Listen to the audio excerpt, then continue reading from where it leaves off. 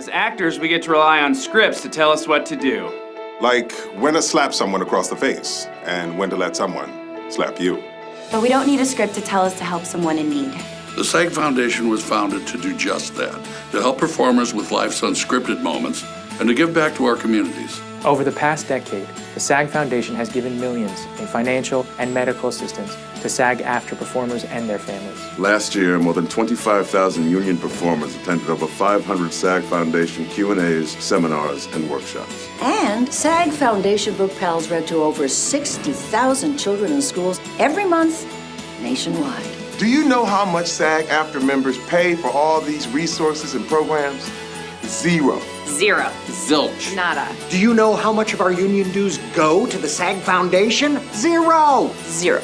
Zero. The SAG Foundation is a nonprofit that relies solely on donations, so it is vital that those who are able to help give what they can. And you've been giving since the SAG Foundation was founded in 1985. I love 1985. Out of Africa. The Color Purple. The Goonies. The Cosby Show. Family Ties. The Golden Girls. What? So many truly fantastic performances since then. We have a wonderful history and a beautiful tradition of being there for one another. If you need help, it's here for you. And if you can help, please give. Like every great production, we are at our best when we all act Together. Together. Together. Together. Together. So please, act now.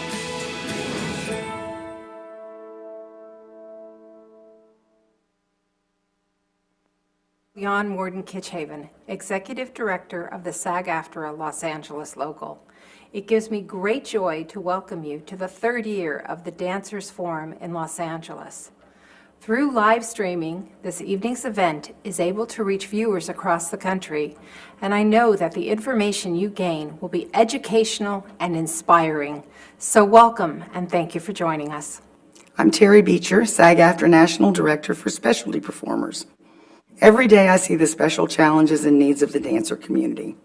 And every day I'm inspired by your talent, your tenacity, and your grace in what is a notoriously competitive field. My hope is that the Dancers Forum provides information that personally touches each of you, as your art touches us all. And I'm proud to be a part of this educational event for the third year in a row. Thank you and enjoy the program. Hi, I'm David White, National Executive Director of SAG-AFTRA. This is yet another year that we are celebrating dancers at this annual forum, and I'm delighted to help get the event started. Dancers are such an integral part of our union, and so few people can truly appreciate your contribution to modern storytelling.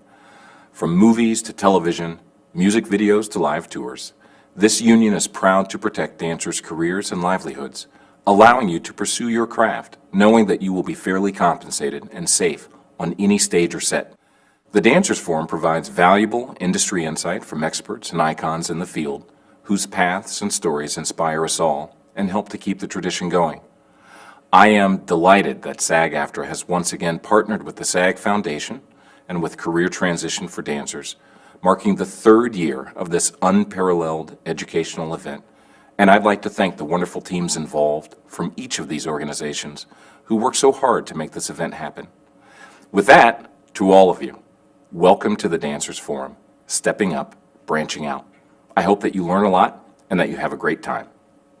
Hello, I'm Jill Seltzer, Executive Director of the Screen Actors Guild Foundation. And I'm Rochelle Rose, National Director of Actors Programs. We're so pleased to be partnering with SAG-AFTRA and Career Transition for Dancers to provide such a wonderful program of information and entertainment for dancers.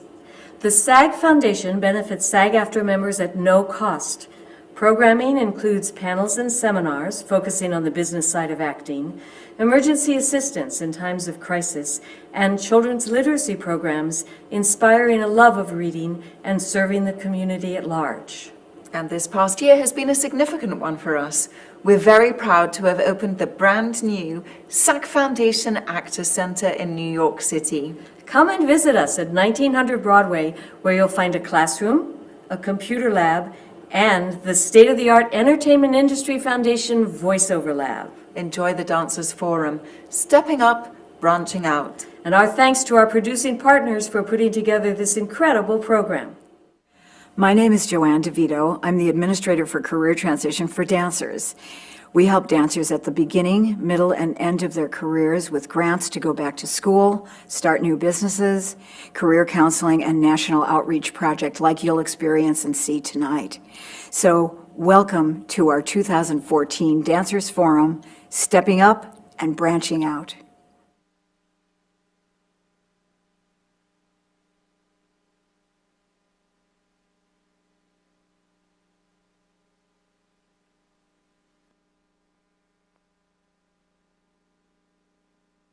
Am I on? There we go. Hey guys, how's it going?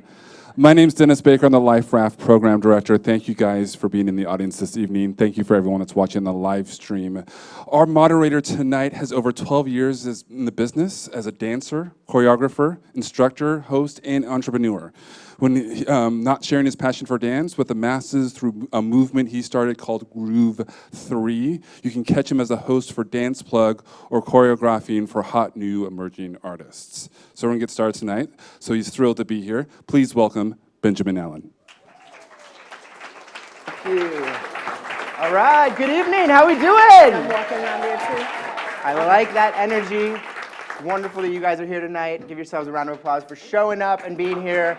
I know it's not hard in LA traffic, all that good stuff. Also, just a quick shout out to everybody that's watching us via live stream. We appreciate you guys being here. So, unfortunately, Carrie-Ann Inaba could not make it. She's not feeling well tonight, but we have a very, very special guest for you.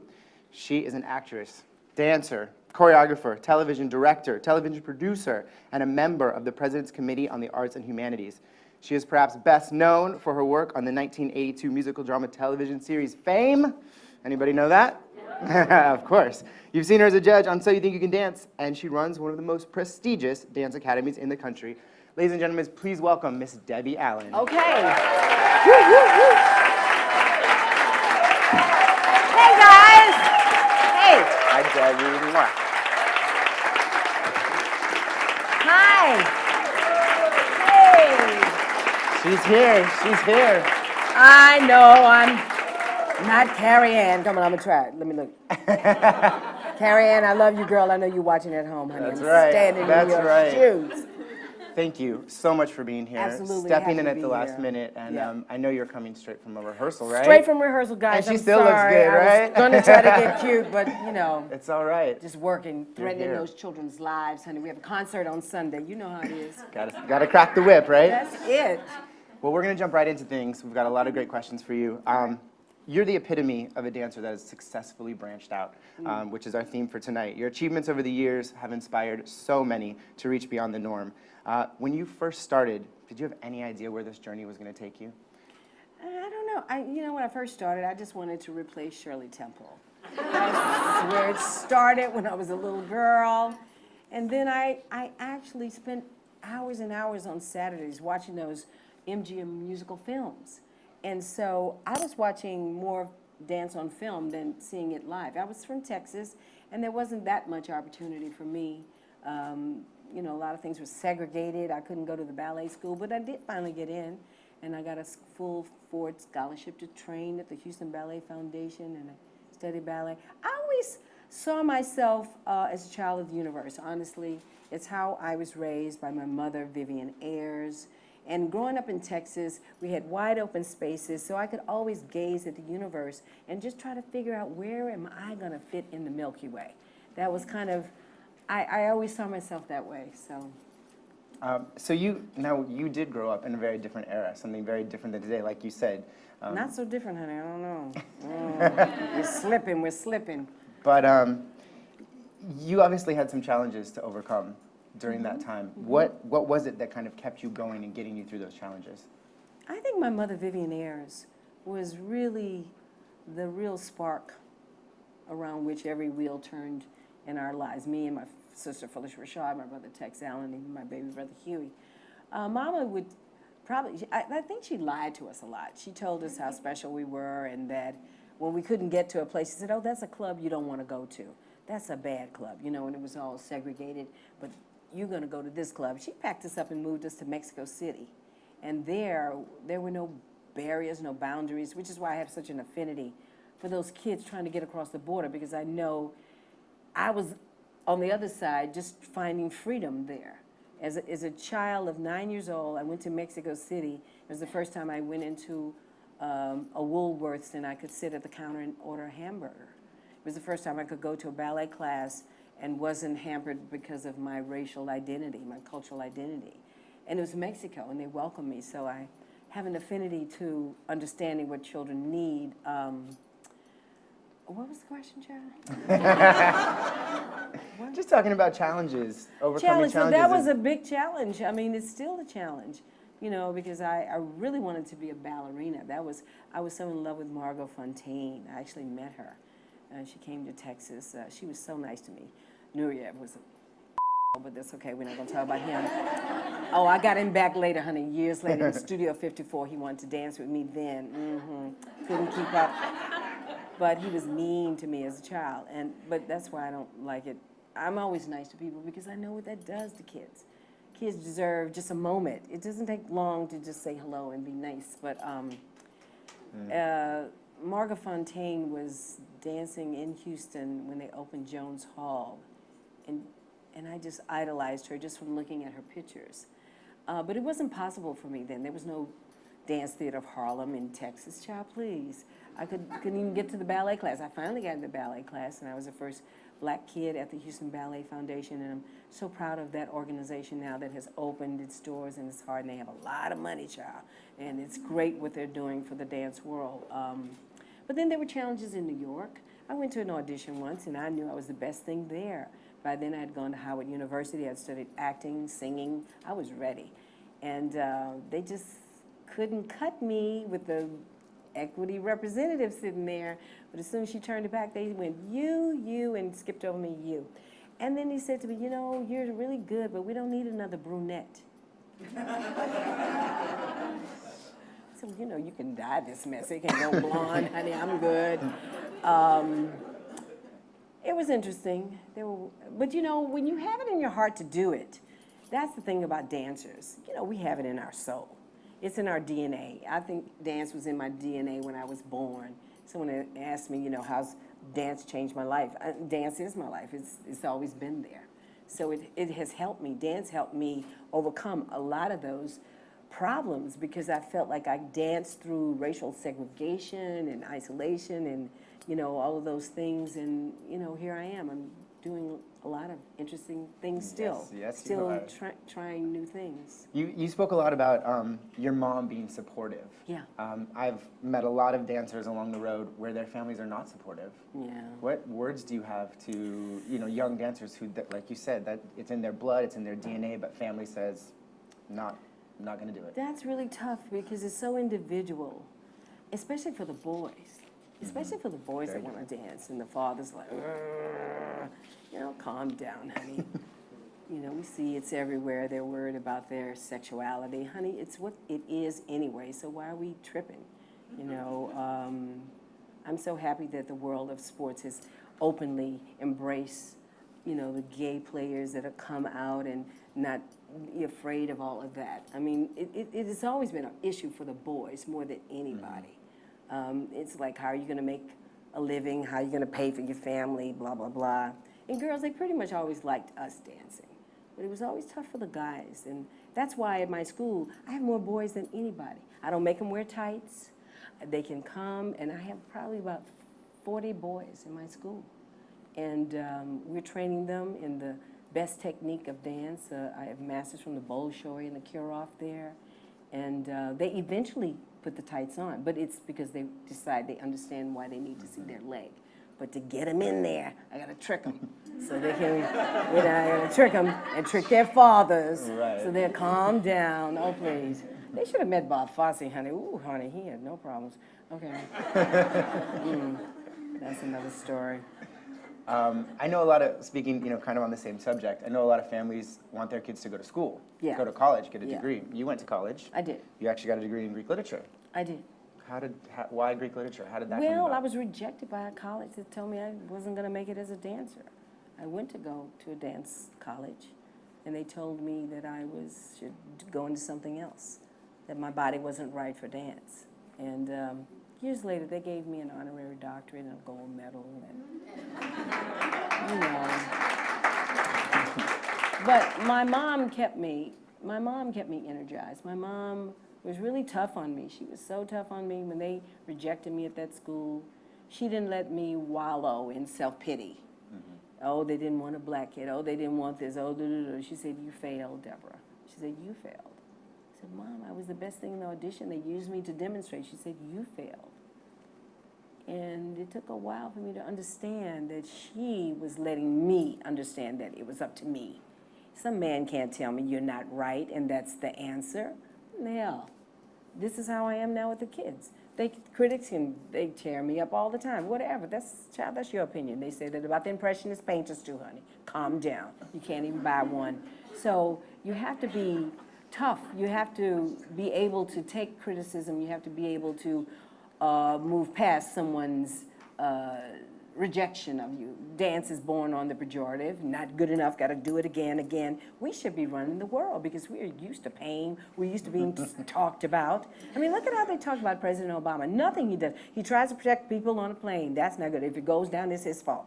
It just, no way can you win. You have to be above it all and do what you know in your heart is right for you. I think that's a huge takeaway, especially for dancers in Los Angeles. Oh, God, yeah. Because you're getting no's all the time. People are telling you you're not good enough, you're not right. I know it took me a long time to realize that there are so many factors beyond the audition. Yeah, so many factors. You know, you look at, I'm friends with Cynthia Gregory, who's always told us she would never make it in ballet because she's too tall. Or Judith Jamison. I danced next to Judith. Child, she didn't have to lift her leg any farther than that because it was so long. You know, and I was up there kicking like that trying to do something next to her. Honey, you know, but look at who she is. You know, the palace, the Ailey School is, we call it the palace. And she's the first lady of that house. And she's kept Alvin Ailey's legacy alive and well. And now Robert Battle is there. I mean, it's, you know, anyway.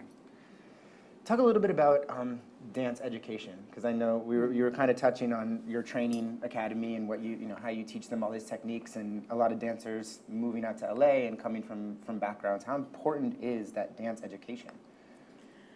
When you say the education, are you talking about the training in the room or the academic part of it, the literate aspect of it? Let's talk about both. Okay, well, let's say today, I had my kids. I have like 140 kids or something. Yeah, about 140 here from across the country studying in my dance intensive. And we are training in ballet, flamenco, tap. Jason Samuel Smith, the Prince of Tap is there. But in order to dance in the recital, they have to pass a test. Because I teach them musical theater. And in musical theater, they have to know who is the director, choreographer, set designer, lyricist, composer of West Side Story. They have to know right now, because we're doing a whole thing on jazz, they have to know who is Duke Ellington. They have to know who is Lena Horne. They have to know who is Chick Webb. I'm talking about 8-year-olds. You know, the parents are panicked, but they're seeing that this is something good for them. They have to know the difference between musical theater and opera. What is the difference? Recitative and an aria versus a musical. They have to be able to name 3 musical comedies, 3 musical dramas, and the authors. They have to know who is Bob Fosse and Jerome Robbins. I'm not going to have it because I know that we are smart people. So I teach them that in the summer, but during the year, I expose them to art. They need to know who the Impressionist painters are, and they need to know how they can look in art and see dance. How they need to know what's going on in the world, because what are you dancing about? How do you feel about what's happening right now in the Middle East? How do you feel about what's happening right now in Russia? How do you feel about those girls that were stolen in Africa? How do we translate that into art? Because what are we dancing about? We can't just be happy all the time and just shake our butts. I did a piece that went to Australia last year, and I'm really trying so hard to get it up now.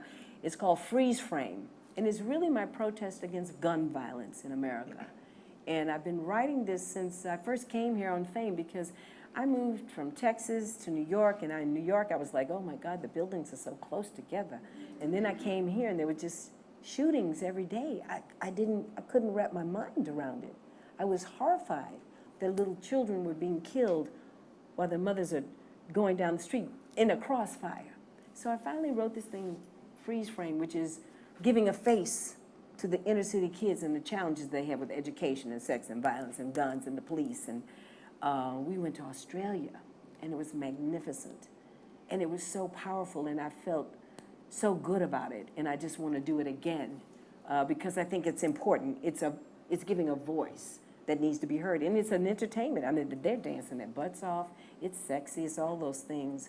It's a dance-driven narrative, but at the end of the day, it's about gun violence in America. You know, why is it that we have to register to get a license to drive a car, but not to have a gun? What is wrong with us? Where have we come? Where have we come to? Okay, you need a gun? Fine, just write your name down so we know you have it. And you don't need to have it, honey. You're mentally ill. We know you got challenges. No, not you. I don't know. So I think that young people and all dancers need to know what's going on in the world, because what are you dancing about? You know, when West Side Story first hit Broadway, they hated it. I don't know if you know that, but they got terrible reviews. They said, oh my God, a murder on stage. It's not a musical. You know, it's all supposed to be happy, happy feet. No. It is the quintessential American musical still. It is still, in my opinion, for so many, on so many levels, But it was not embraced when it first came out, because they didn't understand why was there violence. They just want to, you know, do something happy. I want to be happy too, but we got to be truthful and reflect life. That's what art is. That's what I think it is. I love that you're such a big advocate for that and for teaching young dancers how important that is. And like you said, what are we dancing about? Yeah, what are we It can't always just be happy, so kudos to you for that. A lot of dancers come through your school or you audition them for things. What is it that you're looking for? A lot of times people want to know from people like you, what do you look for in a dancer? It's so hard to describe, but it's that, you know, people talk about a light that turns on, an energy. I think everybody has an aura. Everyone has an energy. You know, we haven't gotten to that mental state where we can actually physically see it.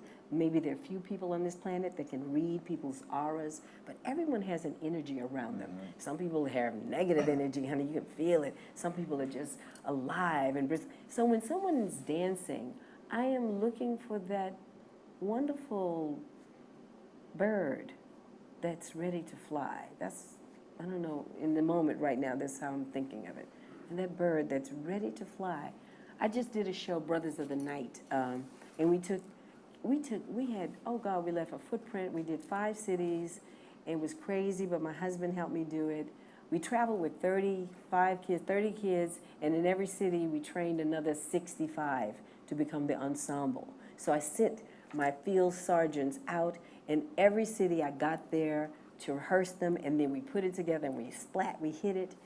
And oh my God, it was so wonderful for those kids. I mean, I had like 7 and 8-year-olds that could, like in 8 days, they learned every routine they had to learn, and we had been practicing on the bigger things. But it's just, I don't know, it's a whole nother purpose in life when you're dealing with these young people, and they have nothing. There is no arts education in our public schools, and it is a travesty, and it's not fair. I don't think we have an equal opportunity education in public schools because dance and the arts are becoming so privatized, which is why my school is a nonprofit. Yeah, people said, you know, you could really make money.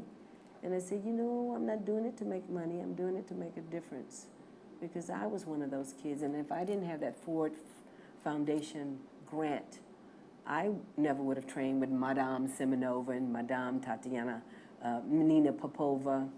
My parents were middle-class people, but we couldn't afford all of that. So we just got to try to help more.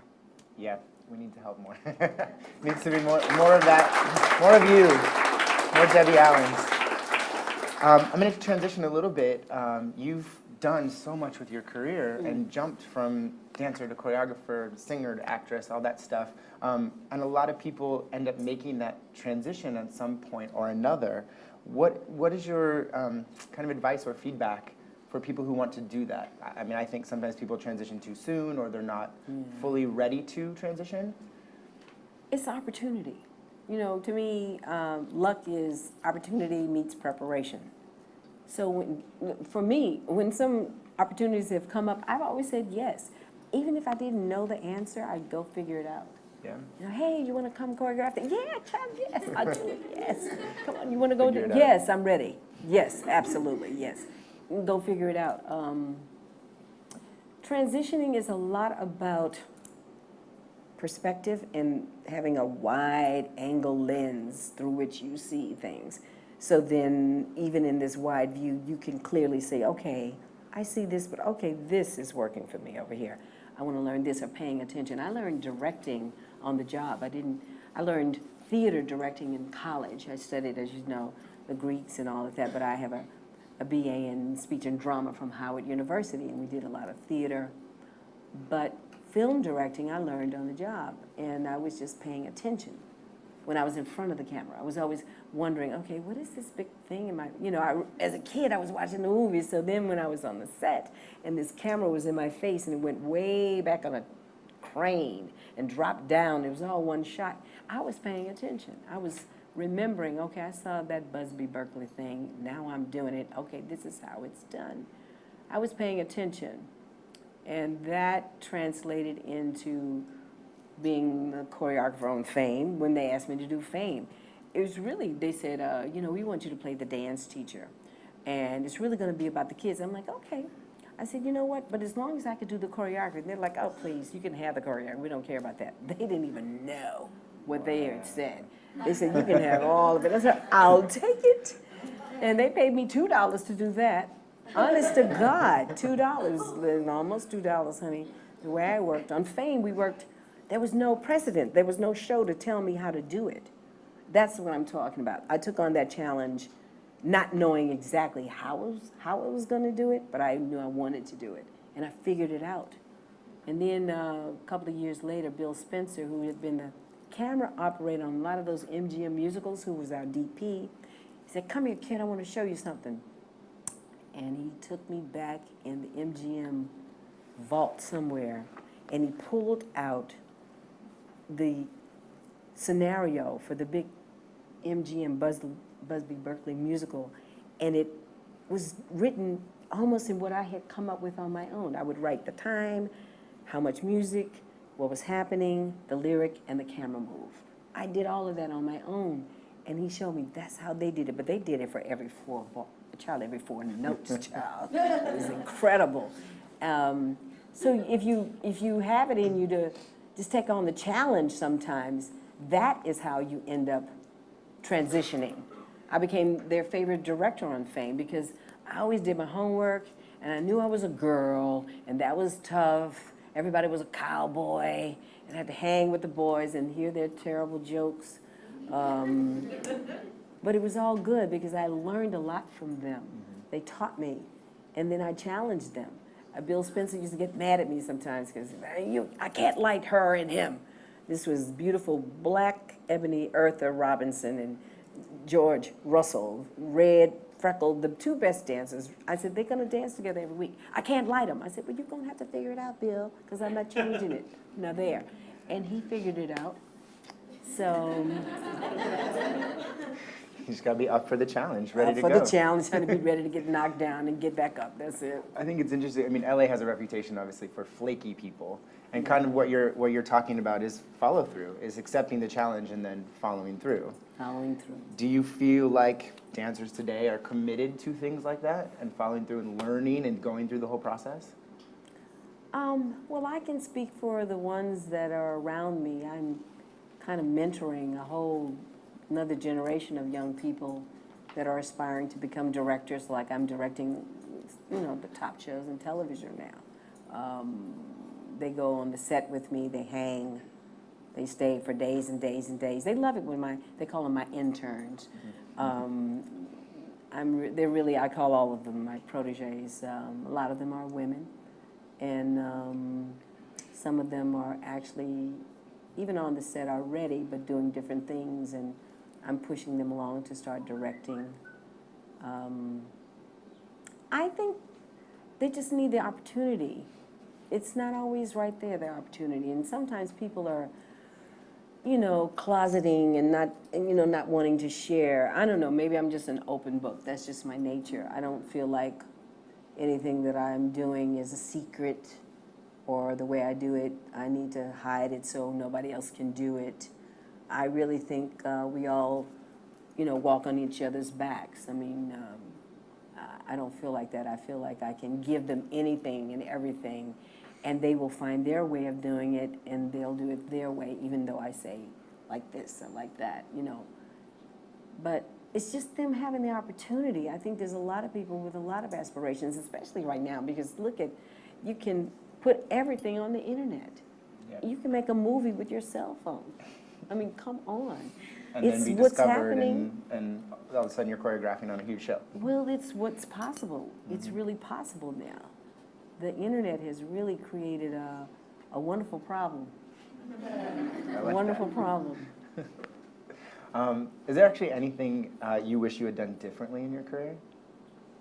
I don't know. I think I'm a product of all the good and bad choices.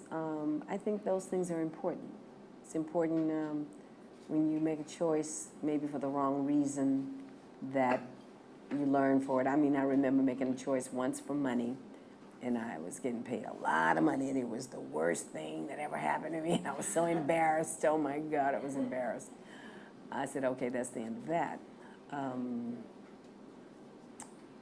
I mean, there's some opportunities that I probably missed because I didn't quite understand how they were being presented to me. But I feel good about who I am right now. I'm good in my shoes. I'm good. I'm directing a lot of things. I mean, I'm directing Grey's Anatomy Scandal, How to Get Away with Murder, Lee Daniels' Empire, a new show called Jane the Virgin, which is fabulous. Y'all are going to love that show. I just finished doing The Witches of East End, which I had a wonderful time there. And I'm just kind of like not taking any bookings right now because I want to be free to, do some theater and also be free to maybe do something that I don't know about, Do you have personal time? I don't Is have there enough me personal time in there? I don't have enough personal time, honestly, because I like to read. I like to read books, and I like to read things. I was reading this book, what is it, The World Lit by Fire? All about the beginnings of the Catholic Church, the papacy. I had been watching the Borgeses, and I was really intrigued with that show. And then when I read the real story, it was the TV show was lightweight compared to what really happened. Oh my God. And it was just interesting to read about the genesis of the papacy and the religion, with religion being so the core of the biggest, some of the biggest warring groups right now is about religion. I'm trying to understand it. I spent a lot of time in the Middle East, and you have to go there to try to understand. You really have to go there. Because in America, we're born differently. When I went to the Middle East, where there's a group that prays 5 times a day. There's another group that are Christians that their whole life is they go to church every day. And I said, here in America, I don't know. I wasn't raised to die to be a Baptist. I don't know from that. I would stand up for my family and my kids, and my mom, but we're not the same. It's just different. You have to go there to try to understand. I was very confused when I left. I still was confused because they all look the same. See, I'm used to from here, the black-white thing. Okay, I'm black, you're white, okay. But they look the same.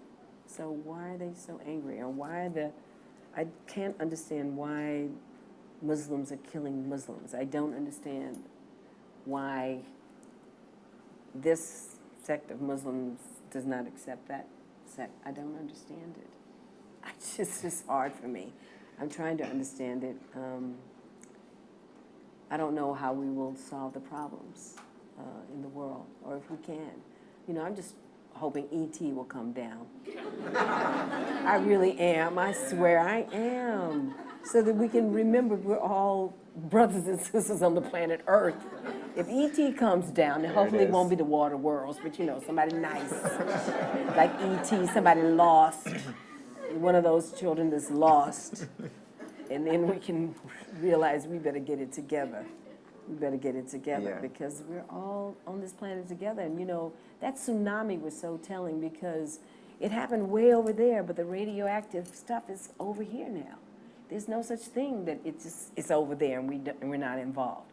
We're all involved. We're all breathing the same air, drinking the same water, you know, and somehow we have to do that. I really think if we could get all those children in a dance class,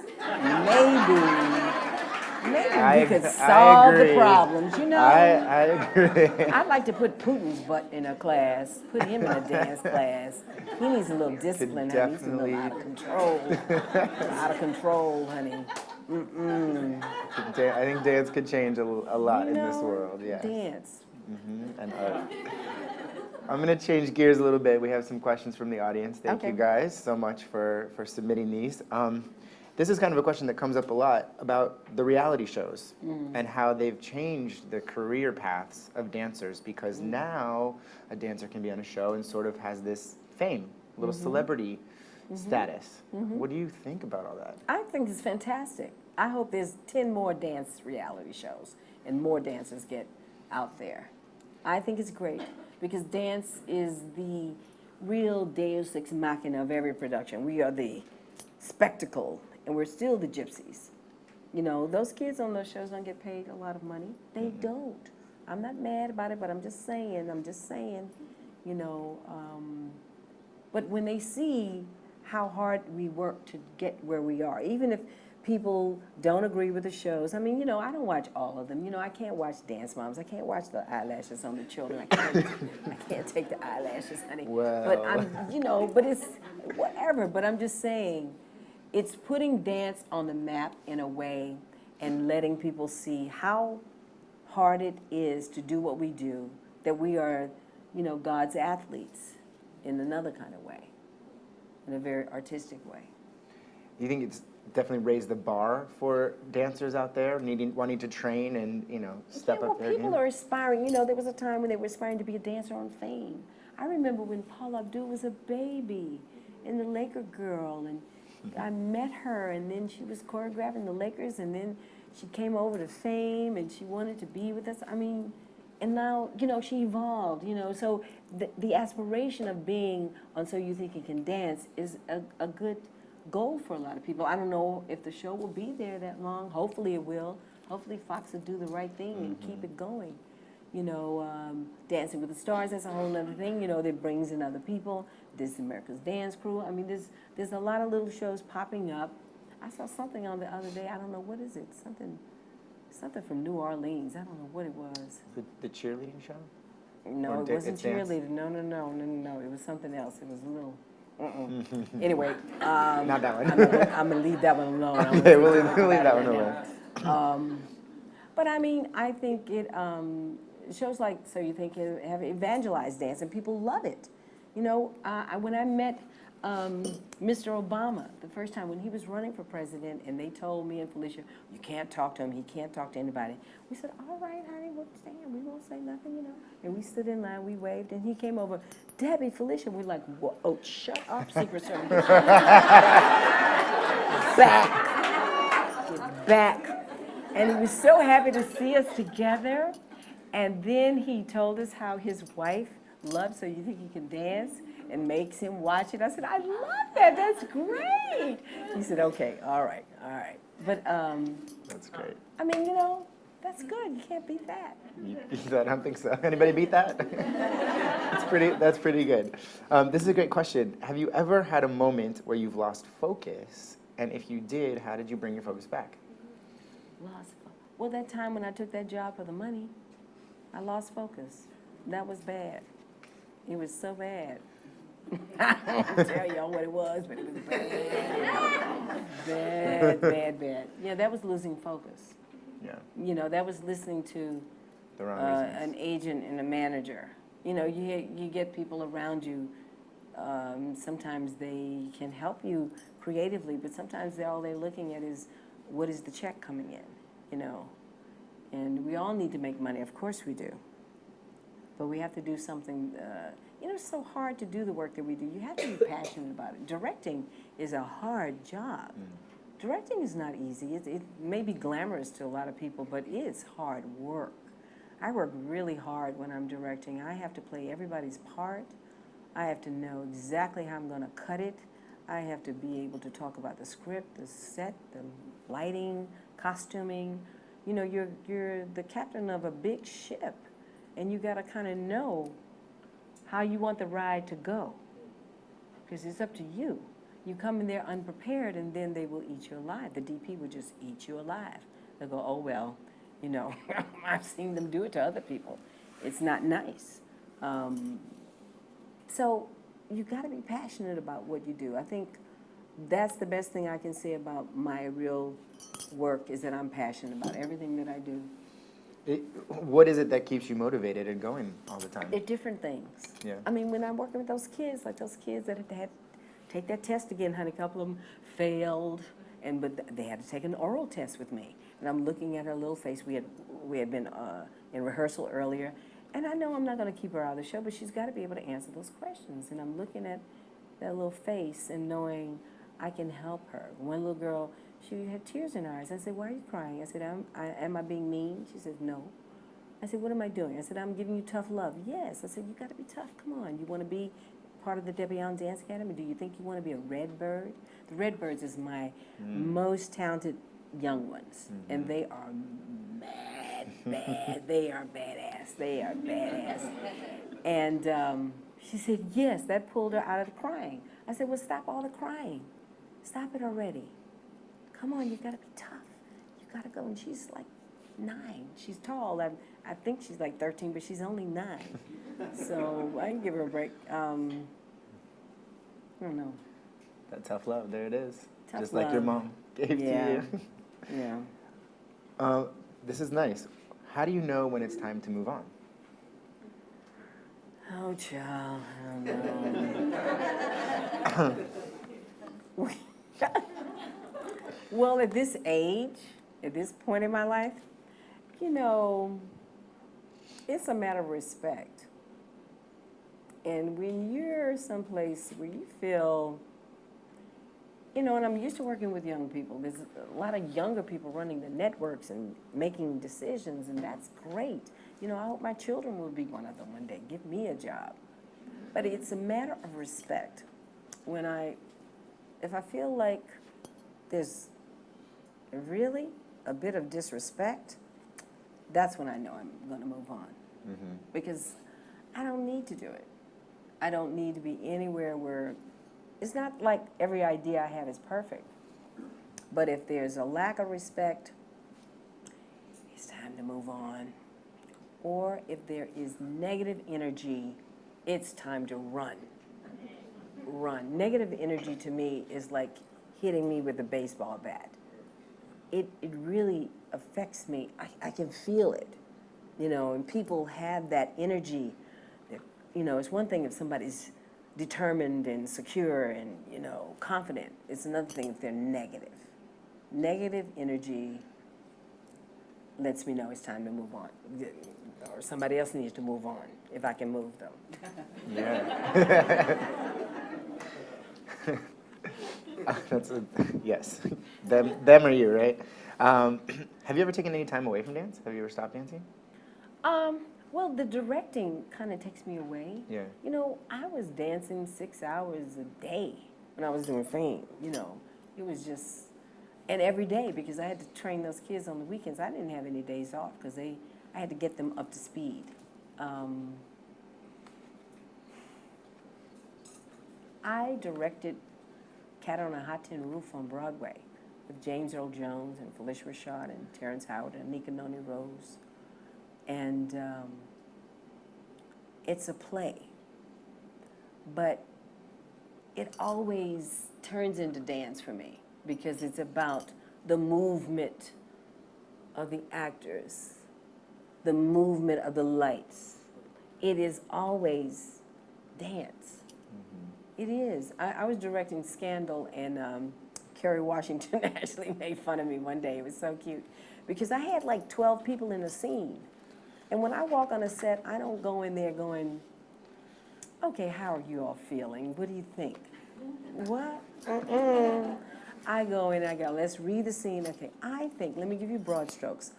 If you come in, Mr. President, and you go here, and then this happens, and then take that pen and then write this over here, then you're gonna, let's see if you coming in, blah, blah, blah. I played everybody's part, and I went through all of it, and then Karen Washington went, all right, Debbie Allen, choreography. So. Still, yeah. There's no breaks. There's no breaks. There's always dancing. It's always dancing. So what is your personal favorite dance style and why? You know what? One of my favorites that I never really trained it is flamenco. It is so passionate. It is so exact. All my kids train in it. They all, I offer flamenco. You jump in class sometimes? I just try not to get all in their business, child, you know. But I sit there and we go, Eleanor McCoy is my Graham master. She trained with Graham and in New York. And we were sitting watching the run through, and when the flamenco came up, we were like going like this. And the girl, if we had this, I know, girl, we would have torn that up. We would have been fierce. I love flamenco. I really do. It's so passionate. It's so hot. It's steamy, and it's just classic. I don't know. That's a great answer. I like it. You've already done so much in your career and left a legacy. Is there more that you hope to leave in the future? Not leave, but things I want to do. Yeah, what do you That's want to do? different. I'm not leaving nothing. I'm leaving everything. I would love to direct opera.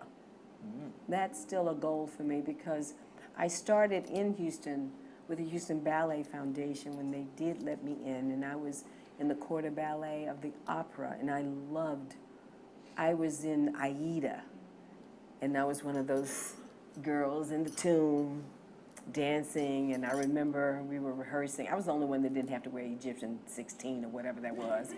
I was much tanner then because we were in Texas, and we were dancing around, and one day someone stepped on my skirt, and Leon Danilian was choreographing. He said, "That's it, all the skirts off." And I was like, what? Opera was amazing to me, and the music and the production value, you know, the bigness, it's such a spectacle, and it's so beautiful. So opera's still a goal. I've not done it yet. I'm putting it out there, honey. Who's listening? Okay. I look forward to seeing that. Yeah. That'll be great. Yeah, I have one in mind, too, that I want to do one day. Which one? See. I would like to do Faust. Nice. Yeah, that's what I'd like to do. Well, we're kind of winding down, wrapping up. I think the big final question is your opportunity to give advice to the dancers that are here or that are watching for their careers. Well, I would just say that I feel that dancers are the smartest people on the planet. We're the most resourceful. We are disciplined. We can take direction and criticism and take it in without it destroying us. And we can move forward with those ideas and notes and make it into something magical. I think we will be brilliant in places with with modern technology, because math is at the core of everything that we do. Balance, you know, how do we equate things, organizing things. I think we're really good to go into a world where they need creative ideas, marketing. Oh my God, anyone from the dance world should be really great in the world of marketing and advertising, that kind of thing, or in any kind of academic environment, because that's the world that, at the core, I think we can guide it and shape it and color it and make it more interesting. I mean, if I was teaching a class right now, it would be so much fun if I was teaching the history of the theater, because I would make it so fun for the students, you know, all of that, you know. Or we can be very businesslike, concise, and go right in. We can go in. We know how to go in and do the work. So I'm actually looking right now. I actually contacted the agency because I wanted to see who really had really strong experience coming out of the dance world, computer skills, writing programs, designing things, and good with people. You know, we are people because there's always an ensemble. This is very, there's Baryshnikov and there's Cynthia Gregory, but usually we are working in a group. So we're used to changing clothes together and doing stuff together. And so I think you work really well in an environment that needs collective ideas and a team. Are you still looking? Yes. Anybody out there? What?